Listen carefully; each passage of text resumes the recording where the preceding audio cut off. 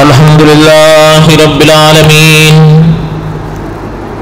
الصلاة والسلام على سيد الأنبياء والمرسلين. أما بعد، أعوذ بالله من الشيطان الرجيم. بسم الله الرحمن الرحيم.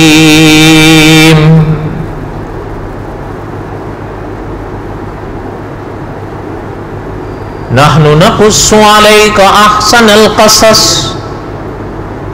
بما أوحينا إليك هذا القرآن وإن كنت من قبله لمن الغافلين.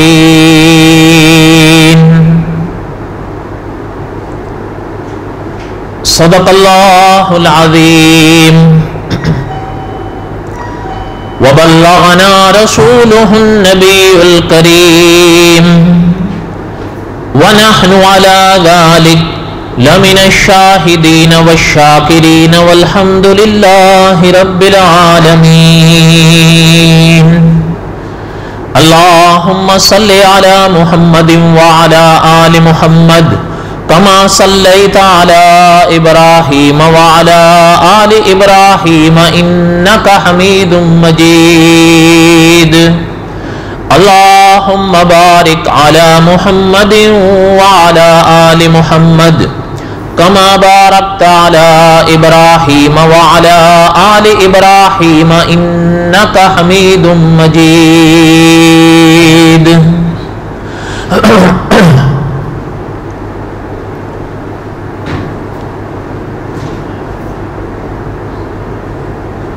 ہمہ قسم کی حمد و ثنا اللہ ذات لم یزل لا یزال کی پاک ذات کے لیے،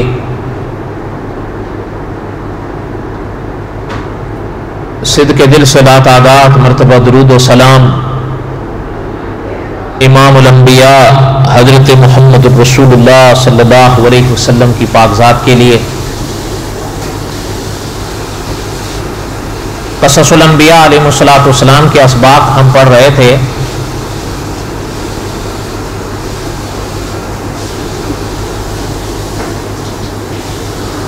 اور گزشتہ جمعہ اس وبا کی وجہ سے ناغا رہا.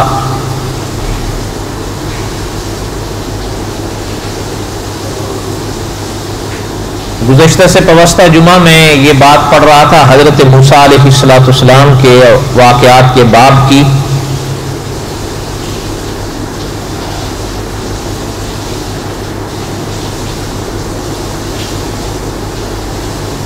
کہ بہرحال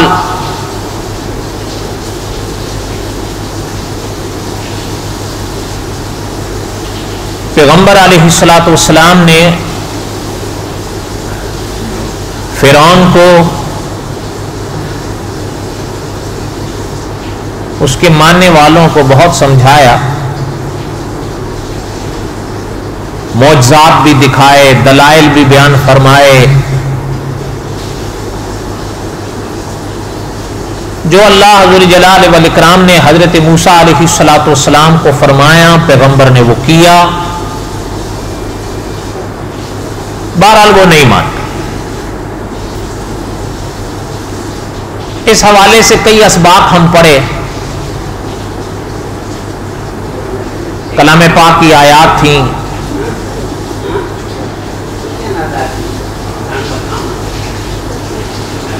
اب اسی سلسلے کا آگے سبق پڑھیں گے ہم انشاءاللہ. اللہ ذو الجلال والاکرام نے قرآن پاک میں جہاں ان واقعات کو بیان فرمایا ہے،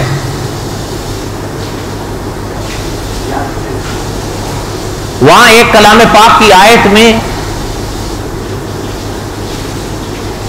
اللہ ذو الجلال والاکرام نے ان کے جواب کو بھی بیان فرمایا ہے کہ یہ سب کچھ دیکھنے سننے کے باوجود کھل کے پیغمبر سے انہوں نے کہا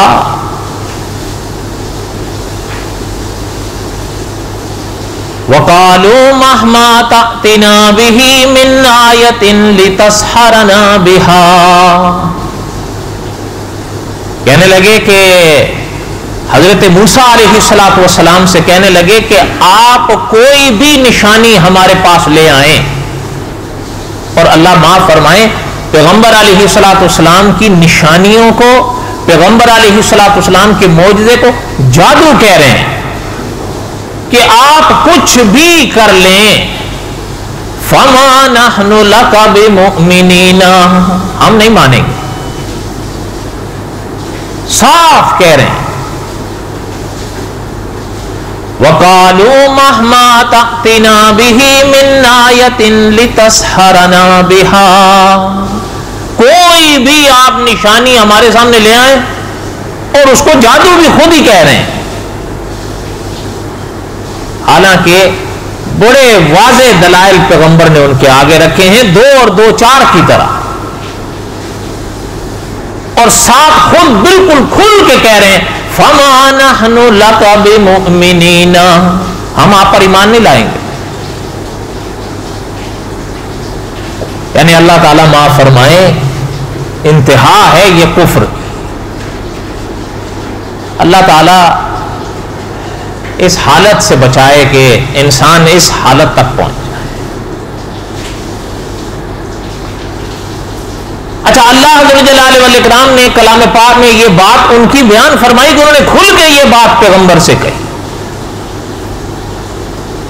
اس مقام پر علماء مفسرین نے لکھا ہے، اور مولانا عبد الرحمن صاحب مظاہر رحمۃ اللہ علیہ بھی لکھتے ہیں کہ اللہ جل جلالہ والاکرام نے حضرت موسیٰ علیہ السلام سے فرمایا کہ میرے پیغمبر ان سے اب کہیے، دیکھیں بات تو 2 اور 2 4 کی طرح ہو گئی، اب جنہوں نے ماننا تھا وہ مان لیے، اور جنہوں نے نہیں ماننا تھا انہوں نے کھل کے کہہ دیا کہ فَمَا نَحْنُ لَكَ بِمُؤْمِنِينَ، ہم نہیں مانیں گے، ہم آپ پر ایمان نہیں لائیں گے، کھل کے کہہ دیا۔ اب مولانا عبد الرحمن صاحب مظاہر رحمۃ اللہ علیہ لکھتے ہیں کہ اللہ نے فرمایا کہ فرعون سے کہیے کہ بنی اسرائیل کو آزاد کریں، آپ کے ساتھ کر دیں، اور آپ ان کو لے کے یہاں سے چلے جائیں۔ حالانکہ وہ پاک ذات تو وہ ذات ہے جو عالم ما کان و ما یکون ہے، وہ تو جانتی ہے، وہ پاک ذات جسے اللہ کہتے ہیں کہ وہ مانے گا نہیں، اس نے کہاں ماننا تھا بنی اسرائیل کے حوالے سے اس مطالبے کو۔ لیکن بہرحال اللہ جل جلالہ والاکرام نے حضرت موسیٰ علیہ السلام کو یہ بات فرمائی، اور حضرت موسیٰ علیہ السلام نے اللہ کے حکم کے مطابق اس بات کو فرعون کے آگے رکھا کہ بنی اسرائیل کو آزاد کریں، ہمارے سنگ کر دیں، ہم ان کو لے کے یہاں سے چلے جاتے ہیں۔ بھئی بات یہ ہے کہ پیغمبر علیہ السلام نے تو یعنی عقیدے کے مسئلے کو، دین کے مسئلے کو فرعون اور فرعونیوں کے آگے کھل کے رکھ دیا۔ آپ جب کہہ رہے ہیں کہ فَمَا نَحْنُ لَكَ بِمُؤْمِنِينَ، تو آپ تو بات ہی ختم کر دی انہوں نے۔ اچھا، اب یعنی جب یہ مطالبہ کیا تو ظاہر بات ہے اس نے کہاں ماننا، روا پڑ گیا، سوال ہی نہیں پیدا ہوتا میں ان کو جانے دوں گا، ہو ہی نہیں سکتا کہ میں ان کو جانے۔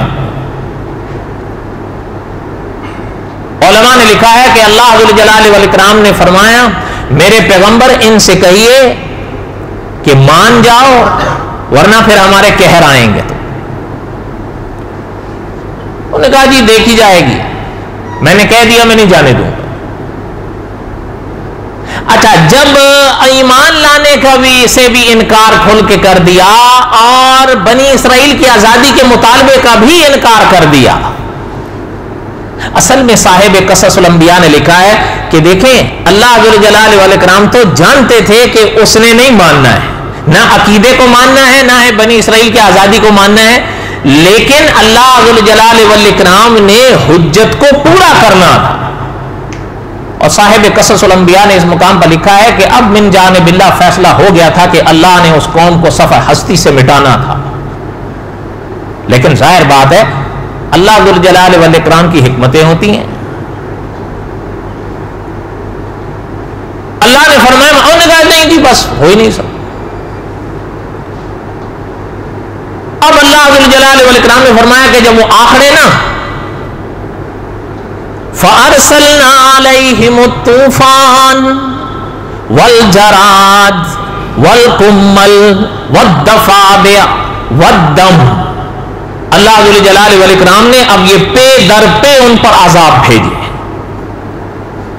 और यानी कुरान पाक में अल्लाह जुल जलाल वल इकराम की ये यानी कलाम में अजीब आयत है। यानी इस एक आयत में अल्लाह जुल जलाल वल इकराम ने उन पर बरसने वाले कई अजाबों का जिक्र फरमाया है।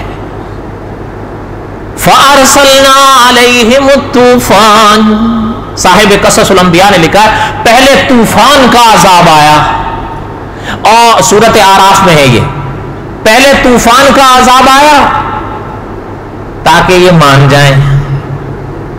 माने नहीं मान। और उलमा ने बड़ी इस पर यानी अबहास लिखी है कि यहां तूफान से क्या मुराद है। बहरहाल जाहिर बात है अपनी अबहास उनकी अपने मुकाम पर है, लेकिन जो अकाबिर का फैसला है वो बड़ा नपा तुला है। कुरान का जब जाहिरी माना समझ में आ रहा है तो फिर तो बात खत्म हो गई कि तूफान वही है जो तूफान के लफ्ज सुनने से आपके और हमारे जहन में माना आता है तूफान का। और साहिब कससुल अंबिया ने लिखा है कि जब कोई वजह ना हो, कोई माने ना हो, तो कुरान पाक की आयत को जाहिर से फेरना नहीं चाहिए। फ़अरसलना अलैहिम तूफान, तूफान आया। उलमा ने लिखा है जिंदगी उनकी अजीरन हो। और वो तो फिर अल्लाह माफ फरमाए अजाब था, तंग आ गए। और हत्ता के बाद उलमाए मुफस्सिरीन ने लिखा है पुरानी किताबों के हवाले से कि 7 दिन मुसलसल तूफान और पानी। उलमा ने लिखा है जब तंग आ गए, अब हजरत मूसा अलैहिस्सलाम के पास आए और आके कहने लगे कि पैगंबर, और उलमा ने यह भी लिखा है कि यह बात फिरौन ने खुद भी कही पैगंबर से कि आप दुआ करें, अब तो सांस लेना मुश्किल हो रहा है, यह अजाब टल जाए हम आपकी बात मान लेंगे। या मुमकिन है उसने इजहार कर दिया हो कि मैं अकीदा मान लूंगा, और या मुमकिन यह है कि भाई बनी इसराइल की आजादी का जो मुतालबा है वो मान जाऊंगा। या मुमकिन है उलमाए मुफस्सिरीन के मुताबिक उसने दोनों बातों का इजहार कर दिया हो। बहरहाल उसने ये कहा कि मैं आपकी बात मान जाऊंगा, पहले यहां से जान छुड़ाएं तूफान से। उलमाए मुफस्सिरीन ने लिखा है, मौलाना अब्दुल रहमान साहब मज़ाहिरी रहमतुल्लाह अलैह भी लिखते हैं, अल्लाह के कलीम ने अल्लाह की पाक दरगाह में हाथ उठाया कि अल्लाह ये कह रहे हैं ये अजाब हट जाएगा तो ये मान जाएंगे, मैं आपसे दुआ करता हूं, फरियाद करता हूं कि इस अजाब को आप रोक दें। मुमकिन है मान जाए, लेकिन वो जात तो जानती है कि मानना है या नहीं ना। लेकिन हमारे एक उस्ताद होते थे, जब वो ये असबाक हमें पढ़ा रहे थे तो वो अक्सर एक मसला दोहराया करते थे। वो कहते थे याद रखा करो, जब पैगंबर अलैहिस्सलाम अल्लाह की पाक दरगाह में यूं हाथ उठाए ना तो यूं होने से पहले अल्लाह कबूल फरमाते हैं, जबकि वो सब जानते हैं कि वो मानेंगे या नहीं मानेंगे। उलमाए मुफस्सिरीन ने लिखा अल्लाह ने रोक दिया, तूफान थम गया। पैगंबर की दुआ करने की देर थी कि तूफान थम गया, सब कोई खुश्क होना शुरू हो गया। और मौलाना इदरीस कांदलवी रहमतुल्लाह अलैह ने लिखा है कि तकरीबन कमो बेश 3 हफ्ते तक सब थमा रहा। साहिब कससुल अंबिया लिखते हैं चंद दिन गुजरे तो फिर बिगड़ गए, कहने लगे जी तूफान आते रहते हैं, कभी मशरिक में कभी मगरिब में, ये क्या है कि ये कोई अजाब को कहर है, आते रहते हैं, ये तो होता रहता है, हमारे गुनाहों का इससे क्या ताल्लुक। फिर बिगड़ गए। मौलाना इदरीस कांदलवी रहमतुल्लाह अलैह लिखते हैं जब फिर बिगड़ गए, लगभग 3 हफ्ते गुजरे, फ़अरसलना अलैहिम तूफान, तूफान का अजाब तो आया, फिर थम गया उनकी इस बात के बाद। वल जराद, अब जब फिर बिगड़े तो अल्लाह ने फिर जराद का अजाब भेजा। उलमा ने लिखा है जराद ये वो है जिसे आप और हम टड्डी कहते हैं, और यही वो है जिसे टड्डी दल कहा जाता है। शायद आप में से कईयों ने देखा हो, वरना टड्डी की तस्वीर तो उम्मूमन नजर आती हैं। ये एक ऐसा अपना आप कीड़ा कहें, आप परिंदा कहें, आप जानवर कहें, एक इस तरह की शय है ये कि यानी फसलों के फसल चट कर देते हैं। ایک دم یعنی لہلہاتے ہوئے کھیت پر خالی ایک گزر ان کا چاہیے، ایک دفعہ گزریں گے بس آپ یہی سمجھیں گے کہ پیچھے تو گیا یار کچھ بھی نہیں ہے. اور پھر وہ ٹڈی دل تھا، وہ تو قہر بن کر آیا تھا فرعونیوں.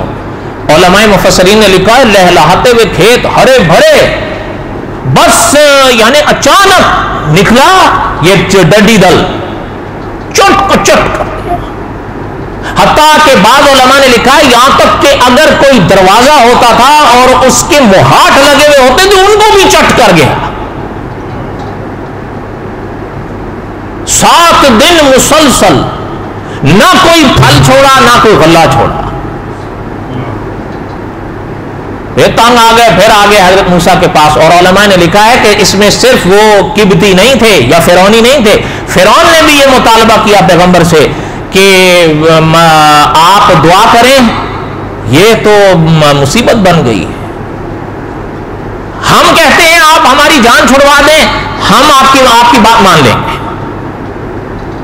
پیغمبر علیہ السلام نے پھر ہاتھ اٹھائے، اللہ نے حضرت موسیٰ کی دعا کو قبول فرمایا، ٹڈی دل غائب ہو. اچھا جب وہ غائب ہو گیا، مولانا ادریس کاندھلوی رحمۃ اللہ علیہ نے لکھا ہے کہ چند دن ٹھیک رہے، پھر بگڑ گئے،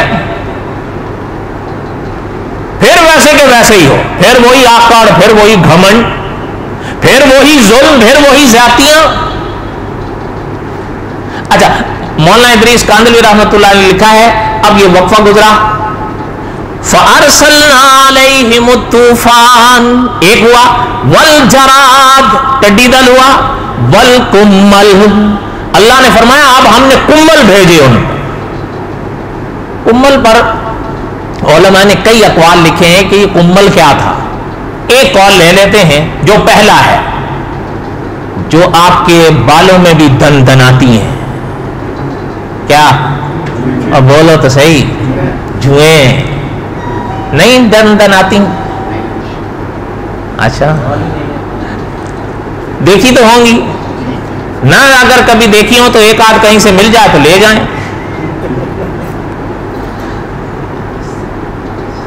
والکمل یہ پہلا کا کہ جوئیں. اچھا صاحب قصص الانبیاء نے لکھا ہے کہ سر میں جوئیں، جسم میں جوئیں، کپڑوں میں جوئیں، بستروں میں جوئیں، یہاں تک کہ ادھر جوئیں ادھر جوئیں، جوئیں جوئیں، کیونکہ وہ تو عذاب تھا نا ان کے لیے، تو وہ آ گئے اس سے.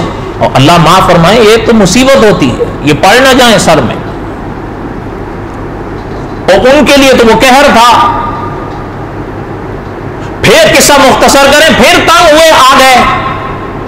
اور اس مطالبے میں بھی دونوں فرعونی بھی فرعون بھی انہوں نے کہا جی بس آپ جان چھڑا دیں، ہم آپ کی بات مان لیں گے.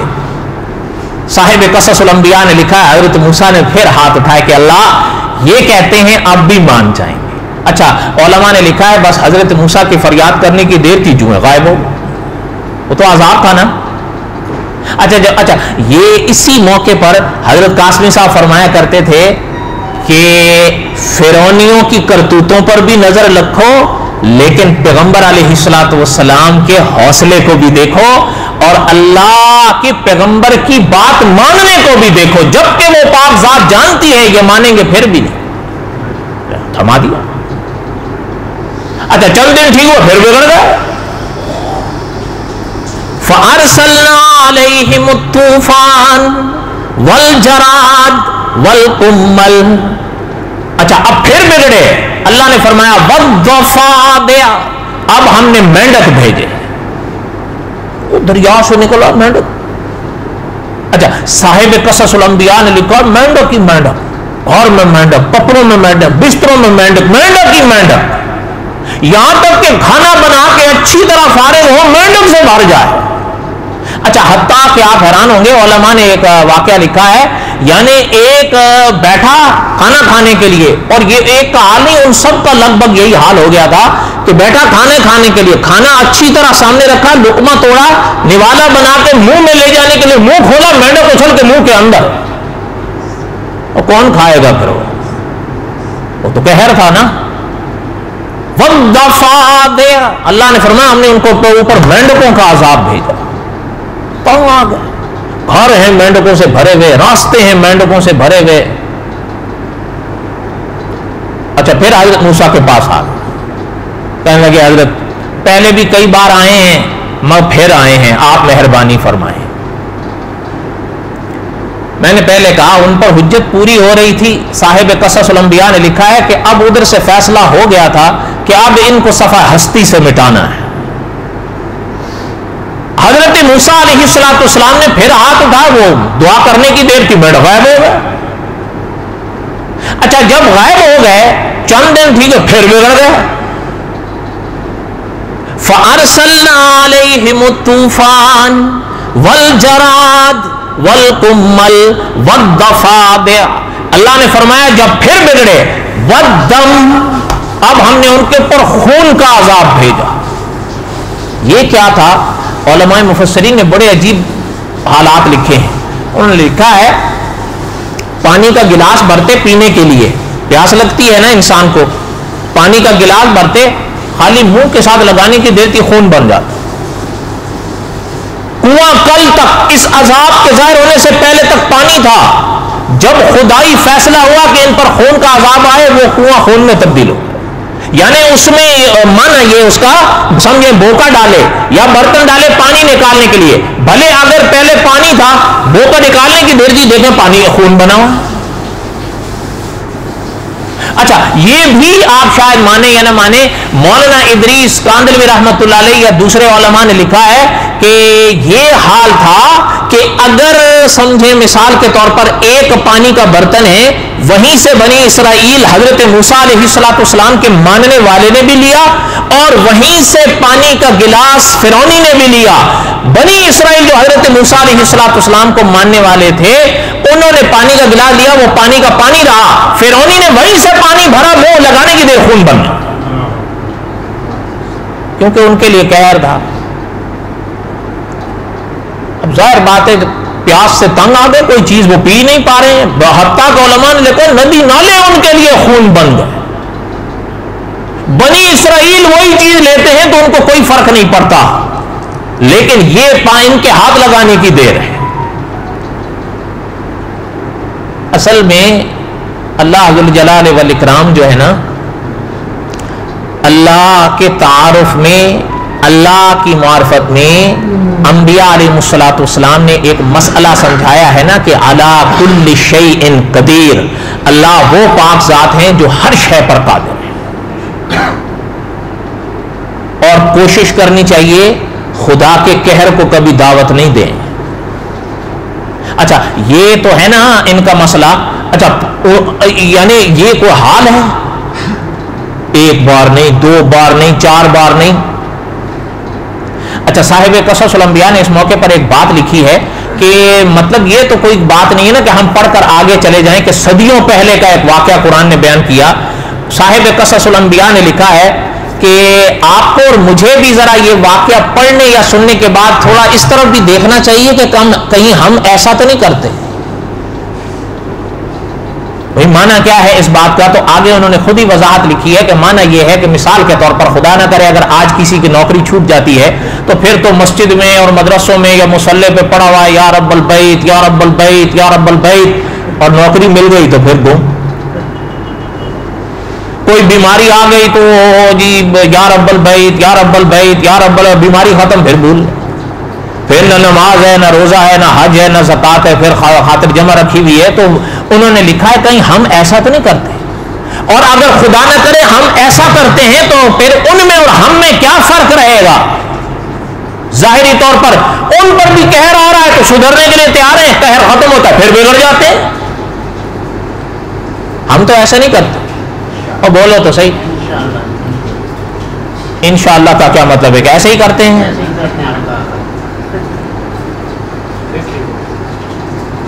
فَأَرْسَلْنَا عَلَيْهِمُ الطُّوفَانَ وَالْجَرَادَ وَالْقُمَّلَ وَالضَّفَادِعَ وَالدَّمَ۔